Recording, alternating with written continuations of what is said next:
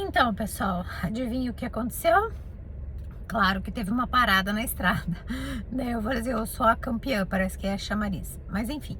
Então eu quero aproveitar esse tempinho aqui que a gente tá parado para responder a pergunta que eu tinha feito na caixinha hoje pela manhã.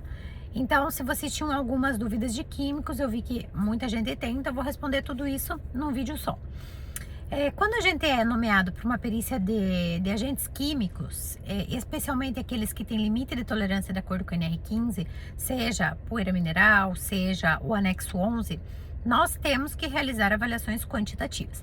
Aí você vai falar assim para mim, mas Isa, isso tem um custo, é caro, não é dever do perito arcar com isso, concordo. Não é dever do perito arcar com esse custo da análise química. Né? Quando a gente fala de ruído, quando a gente fala de calor, eu entendo que o perito tem sim que medir. Por que ele tem que medir? Porque senão ele não vai conseguir dar um laudo conclusivo, porque esses agentes são quantitativos.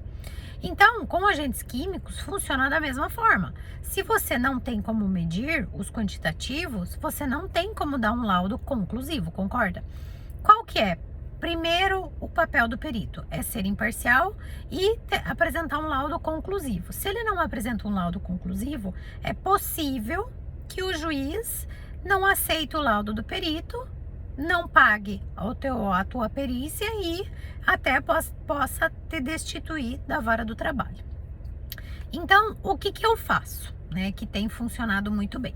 Quando eu vejo na inicial do processo que já tem um agente químico, vou colocar no neutro aqui, que já tem um agente químico que está descrito ali corretamente, por exemplo, é diferente de quando você vai fazer a perícia em loco e você evidencia em loco alguns produtos químicos que não estavam na inicial. Então, não tem como o perito descobrir, né, o que ele vai encontrar lá.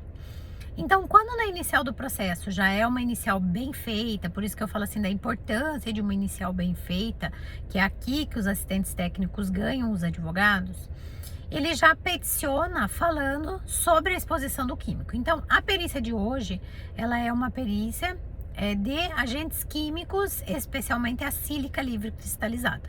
Então, é uma perícia que vai demorar mais tempo, porque o tempo de avaliação da sílica é maior.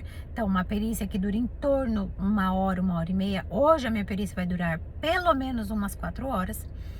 Então, eu já peticiono esse valor, pedindo esse adiantamento antes. Então, eu vou lá, peticiono nos autos do processo, dizendo que o autor, ele alega a presença de sílica e que se não fizer uma avaliação quantitativa, não tem como dar um laudo conclusivo. Estimo o valor do custo dessa análise e mando para o juiz dizer se ele aceita ou não.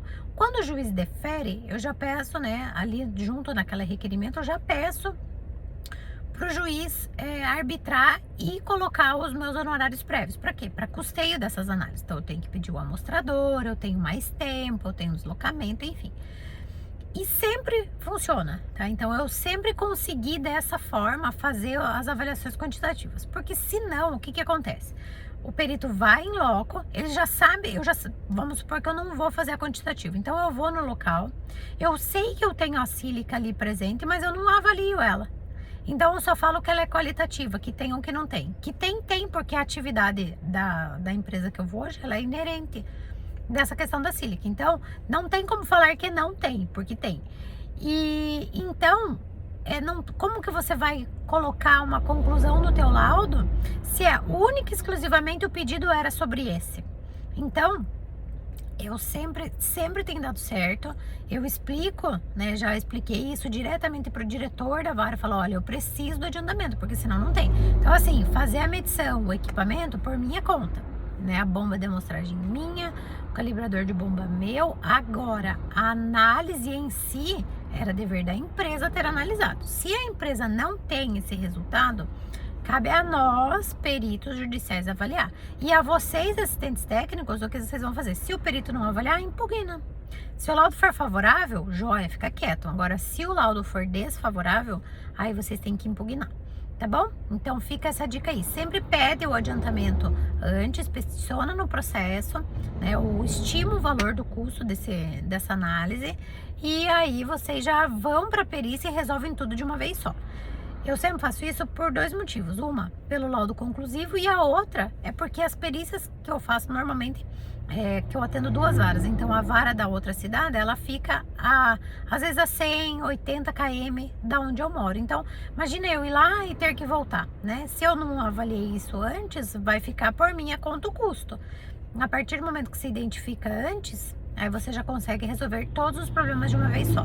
Tá joia?